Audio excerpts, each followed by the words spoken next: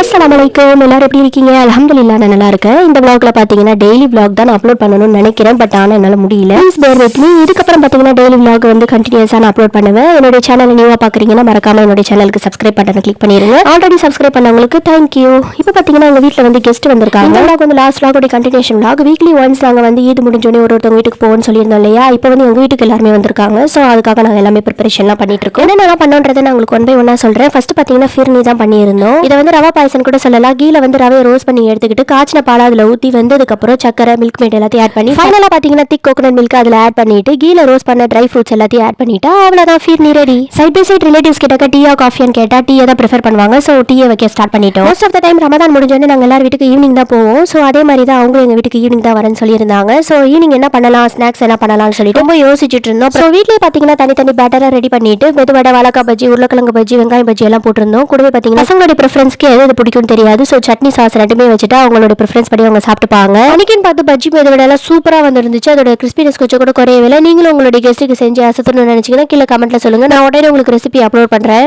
அல்ஹம்துலில்லாஹ் அன்னைக்கு இப்படி தான் போச்சு. ரொம்ப என்ஜாய் பண்ணேன். உங்களை நெக்ஸ்ட் இன்ட்ரெஸ்டிங்கான வீடியோல சந்திக்கிறேன். அது வரைக்கும் அல்லாஹ் ஹாஃபிஸ்.